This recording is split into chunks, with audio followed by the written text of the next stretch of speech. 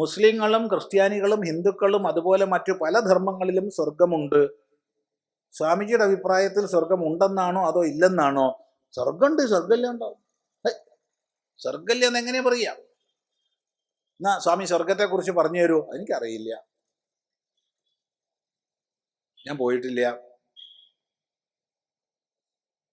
എന്നോട് പല സന്ദർഭങ്ങളിൽ പലരും ചോദിച്ചിട്ടുണ്ട്, പലപ്പോഴും പല മറുപടി കൊടുത്തിട്ടുണ്ട്. അതിലൊരിക്കൽ ഒരമ്മ ചോദിച്ചപ്പോൾ ഞാൻ മറുപടി പറഞ്ഞു. ചോദ്യം ഇതായിരുന്നു, സ്വാമിജി, സ്വാമി ഇത്രയൊക്കെ കേമായിട്ടൊക്കെ പല വിഷയങ്ങൾ പറഞ്ഞു, സ്വർഗത്തെക്കുറിച്ചത് പറഞ്ഞു തരുമോ? ഞാൻ തീർച്ചയായിട്ടും പറഞ്ഞു തരാം, വളരെ വിശദമായി പറഞ്ഞു തരാം. പക്ഷെ 3 വ്യവസ്ഥ. ആദ്യത്തെ വ്യവസ്ഥ അമ്മ മരിക്കണം. രണ്ടാമത്തെ വ്യവസ്ഥ ഞാൻ മരിക്കണം.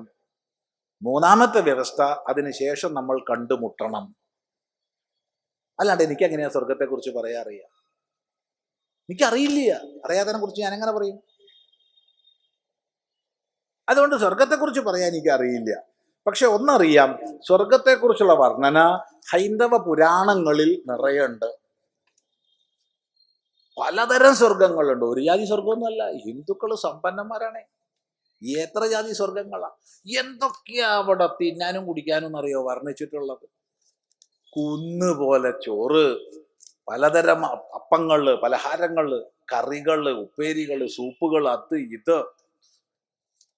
പക്ഷേ പിന്നെന്താ സ്വാമി ഒരു പക്ഷേ? അവിടെ വിശപ്പും ദാഹവും ഉണ്ടാകില്ല.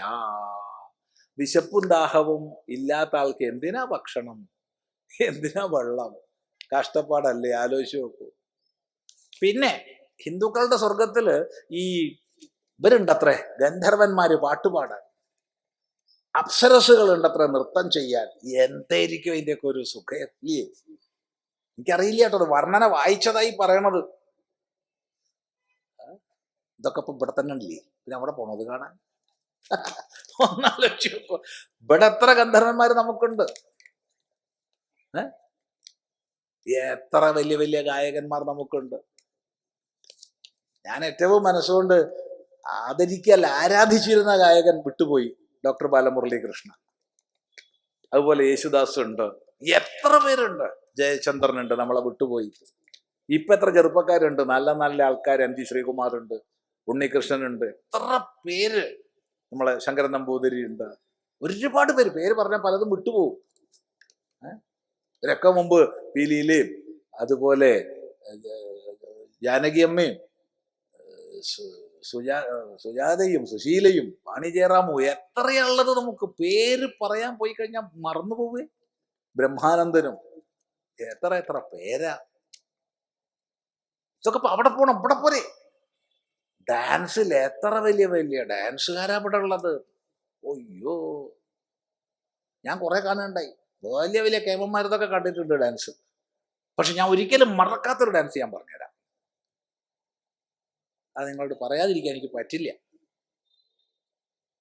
വലിയ വലിയ പ്രഗത്ഭന്മാരുടെ, ലോകപ്രസിദ്ധന്മാരുടെ ഡാൻസുകൾ കണ്ടിട്ടുണ്ട്, ലോകപ്രസിദ്ധന്മാരുടെ. അതൊക്കെ ആസ്വദിച്ചിട്ടുണ്ട് സന്തോഷപൂർവ്വം. പക്ഷെ ഒരിക്കലും മറക്കാത്തൊരു ഡാൻസ് നമ്മുടെ ഭഗവാൻ ശ്രീമദ് ആദി ശങ്കരാചാര്യ സ്വാമികൾ, ഭഗവാൻ ഭാഷ്യകാരന്റെ ഗുരുപ്രാപ്തിയുടെ സ്ഥാനത്ത് ഓംകാരേശ്വരിൽ 108 അടിയുള്ള പ്രതിമ സ്ഥാപിക്കപ്പെട്ടു. ആ സന്ദർഭത്തിൽ അവിടെ വിശിഷ്ടങ്ങളായ വിവിധ ലോകരാജ്യങ്ങളിൽ നിന്ന് അടക്കം വന്ന പല പണ്ഡിതന്മാരും അടങ്ങുന്ന വലിയൊരു സദസ്സുണ്ടായിരുന്നു. ആ സദസ്സിൽ ഭാരതത്തിന്റെ സവിശേഷതകളെ വിളിച്ചോതുന്ന ഒരുപാട് നൃത്തങ്ങൾ ഉണ്ടായിരുന്നു, സംഗീതങ്ങൾ ഉണ്ടായിരുന്നു. അപ്പൊ ആ കൂട്ടത്തിലാണ് അവിടെ അനൗൺസ്മെന്റ് കേട്ടത്, അടുത്തതായി നമ്മുടെ ഏറ്റവും ബഹുമാന്യവും പ്രിയങ്കരിയുമായ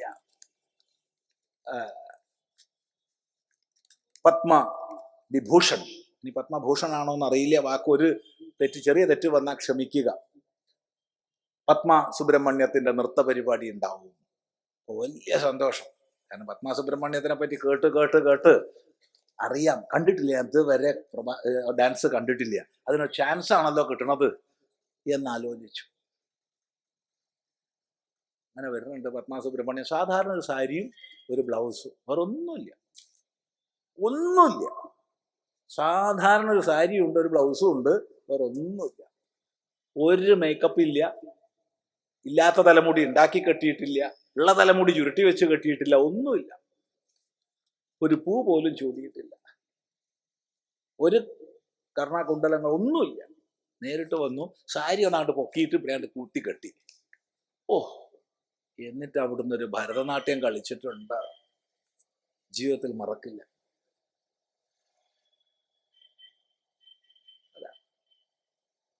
സാധാരണ സാരി, ഇതായി ഇവിടെ പലരും ഉടുത്ത സാരി, ഇവിടെ ഇപ്പൊ സാരി കുറവാണ്, എന്നാലും പലരും ഉടുത്ത സാരി, അത്രേ ഉള്ളൂ. അത് മറക്കാത്തതാണ്. അതൊക്കെ ഇവിടെ ഇല്ല, പിന്നെ എന്തിനാ അവിടെ പോയി കാണാൻ നിൽക്കുന്നത്? ഏതായാലും ഉണ്ട്, സ്വർഗമുണ്ട്, സ്വർഗം ഇല്ല എന്നൊന്നും പറയണില്ല. നരകമുണ്ട്. നരകം പല ജാതി ഉണ്ട്, 24 28 നരകമുണ്ട് ഹിന്ദുക്കൾക്ക്. ഒരു നരകമല്ല. അതിൽ ഈ ഊരിപ്പിടിച്ച വാളിന്റെ നടുവിലൂടെ നടക്കണ നരകമൊക്കെ ഉണ്ട്, അസിപത്ര കാനനം. അതെ, അതുണ്ട്. തമാശ പറയല്ല, മുഴുവൻ അസിപത്ര കാനനം. ഈ നിവർത്തി വെച്ച വാള് അങ്ങോട്ടും ഇങ്ങോട്ടും തലങ്ങും വിലങ്ങും, അതിൻ്റെ ഉള്ളിൽ കൂടെ നമ്മൾ ഓടിക്കുക, തലമുടീന്റെ മുകളിൽ കൂടെ ഓടിക്കുക, അടിയിൽ തിളച്ച കഫം പിത്തം ഒക്കെ ആയിട്ട്, പിന്നെ അതിൻ്റെ ഉള്ളിൽ കൂടെ നീന്തിക്കുക, കുടിപ്പിക്കുക, എന്തൊക്കെയാ ഭഗവാനെ, ഒന്നും വയ്യ. ഇങ്ങനെയൊക്കെ ഉണ്ട്. മുസ്ലിങ്ങളുടെ സ്വർഗത്തിൽ ഭുജിക്കാനും ഭോഗിക്കാനുമുള്ള അന്നപാനാദികളും സ്ത്രീ ഇത്യാദികളും ഉണ്ടെന്ന് അവർ ഉറപ്പിച്ചു പറയുകയും വിശ്വസിപ്പിക്കുകയും ചെയ്യുന്നു. അവിടെ ഒരു കഷ്ടപ്പാടുണ്ട്. അപ്പൊ ഈ സ്ത്രീകൾ പോയിട്ട് ഇപ്പൊ എന്താ അവിടെ കാര്യം? ഇവിടെ ഹിന്ദുവിന്റെ സ്വർഗം എനിക്ക് തീരെ ഇഷ്ടമില്ല കേട്ടോ. എന്നെ പിടിച്ച് സ്വർഗത്തിലേക്ക് നിങ്ങൾ കൊണ്ടുപോകാന്ന് പറഞ്ഞാലും ഞാൻ പറയും ഞാൻ ഇല്ല, ഞാൻ നരകത്തിലേക്കാണ്. കാരണം സ്വർഗം അത്ര മോശമാണ്, അതുകൊണ്ടാണ്. എന്നാലും പോണോർക്കൊരു ഗുണമുണ്ട്. എന്താ വെച്ചാൽ അവിടെ ഗന്ധർവന്മാരും ഉണ്ട്, അപ്സരസ്സുകളും ഉണ്ട്. പെണ്ണുങ്ങൾക്ക് ഗന്ധർവന്മാരുടെ കൂടെ കൂടാം, ആണുങ്ങൾക്ക് അപ്സരസ്സുകളുടെ കൂടെ കൂടാം. രണ്ടു പേർക്കും പൂർണ്ണമായി എൻജോയ് ചെയ്യാം. അതാണ്. പക്ഷെ മറ്റടുത്ത് പെണ്ണുങ്ങളേ ഉള്ളൂ. അപ്പൊ അവിടുത്തെ നമ്മളെ നാട്ടിലെ പെണ്ണുങ്ങൾ അവിടെ പോയിട്ട് എന്താ ചെയ്യുക? പിന്നെ അവർക്ക് അവിടത്തെ ആ ഒരു സ്ത്രീ ആവാന്ന് പറഞ്ഞാൽ 72 പേർക്കേ ചാൻസ് ഉള്ളൂ. അതല്ല, ഓരോരുത്തർക്കും 72 പേരുണ്ടാവും വെച്ചാൽ വിരോധം എല്ലാവർക്കും ഷെയർ ചെയ്ത് സുഖാനുഭവം നേടാം. അറിയില്ല അതെങ്ങനെയാണ്, അത് അതിൻ്റെ വ്യാഖ്യാനം ചെയ്യുന്നവരോട് ചോദിച്ചു നോക്കണം, എനിക്കറിയില്ല. ഹിന്ദുധർമ്മത്തിൽ വേദപ്രമാണം അനുസരിച്ച് സ്വർഗമില്ലേ? ഉണ്ടല്ലോ, സ്വർഗമുണ്ട്. ഉണ്ടെങ്കിൽ അതിനെ പ്രചരിപ്പിക്കുന്നത് കാണുന്നില്ല. എന്തുകൊണ്ടാണ്? അറിയാഞ്ഞതുകൊണ്ട്. പോയാലല്ലേ പ്രചരിപ്പിക്കാൻ പറ്റൂ. ഞാൻ പോയിട്ടില്ല, പോയി വന്നിട്ട് പറയാം. അപ്പൊ നമുക്ക് മുതലക്കുളം മൈതാനത്ത്, അപ്പൊ നിങ്ങളൊക്കെ പോയി വരണം. നമുക്ക് എല്ലാവർക്കും കൂടി അതിനൊരു ഗുണം കൂടിയുണ്ട് ആ ഒത്തുചേരലിന്. ഇതിനിപ്പോ കോർപ്പറേഷനിൽ ആദ്യം ബുക്ക് ചെയ്യണം. അത് കഴിഞ്ഞാൽ പിന്നെന്ത് വേണം വെച്ചാൽ, പിന്നെ നമ്മൾ കോർപ്പറേഷന് കിട്ടിക്കഴിഞ്ഞാൽ കലക്ടറേറ്റ് കൊടുക്കണം. കലക്ടറേറ്റിൽ നിന്ന് അത് പോലീസ് ഡിപ്പാർട്ട്മെന്റിലേക്ക് പോകണം. പോലീസ് ഡിപ്പാർട്ട്മെന്റിൽ നിന്ന് അന്വേഷണം കഴിഞ്ഞ് NOC കിട്ടണം. ആ NOC നമ്മൾ കലക്ടറേറ്റിൽ വീണ്ടും പോകും. അത് കഴിഞ്ഞാലേ പെർമിഷൻ കിട്ടുള്ളൂ. അതാണ് ഇപ്പോഴത്തെ ഇവിടുത്തെ ഒരു വ്യവസ്ഥ. ഈ വ്യവസ്ഥ ഒന്നും വേണ്ട, നമുക്കൊന്ന് ഒത്തുകൂടാൻ ആരും കാണില്ല നമ്മളെ. ഒരു സുഖമായിരിക്കും. ഞാനിങ്ങനെ അവിടെ ഇരിക്കുക, നിങ്ങൾ അങ്ങനെ അവിടെ ഇരുന്ന് കേൾക്കുക. ഒന്ന് മനസ്സ് കണ്ടു നോക്കൂ. അന്ന് നമുക്ക് ചർച്ച ചെയ്യാം. ഇന്ന് ചർച്ച ചെയ്യാൻ പോകുന്നില്ല. യഥാർത്ഥത്തിൽ നമ്മുടെ ശാസ്ത്രങ്ങളിൽ പറയപ്പെടുന്ന സ്വർഗം എന്താണ്? പോയി വന്നിട്ട് പറയാവുന്ന മറുപടി പ്രതീക്ഷിക്കുന്നില്ല. അതല്ലാണ്ട് എനിക്ക് എങ്ങനെയാ പറയാൻ പറ്റുക? ഞാൻ അനുഭവിക്കാത്ത വിഷയത്തെ കുറിച്ച് ചോദിച്ച എന്ത് ഞാൻ പറയും? എന്തായാലും അവിടെ ഇഷ്ടം പോലെ തിന്നാനും കുടിക്കാനും ഉണ്ട്, അതെനിക്ക് ഉറപ്പാ. ഒരുപാട് സൂപ്പുകളുണ്ട്, സൂപ്പങ്ങൾ ഒരുപാട്. ഇത് സ്വാമി കണ്ടിട്ടുണ്ടോ? ഞാൻ കണ്ടിട്ടില്ല, എഴുതിയത് വായിച്ചതാ. എഴുതിയോ മരിച്ച ആളാണോ? അതുമല്ല, ജീവിച്ച ആളാ. വ്യാസഭഗവാൻ ജീവിച്ചിരിക്കുമ്പോഴാണ് എഴുതിയത്. വ്യാസഭഗവാൻ ജീവിച്ചിരിക്കുമ്പോഴാണ് എഴുതിയത്, മരിച്ചിട്ടല്ല. ഋഷിമാരൊക്കെ ജീവിച്ചിരിക്കുമ്പോൾ ലോകത്തോട് ഉപദേശിച്ചവരാ. അതുകൊണ്ട് അവരുപദേശിച്ച സ്വർഗ നരകങ്ങളെ കുറിച്ച് എനിക്ക് അശേഷം താല്പര്യമില്ല. ആവർത്തിച്ച് പറയുന്നു, ഋഷിമാര് തന്നെ ഉപദേശിച്ച സ്വർഗ നരകങ്ങളെ കുറിച്ച് എനിക്ക് അശേഷം താല്പര്യമില്ല.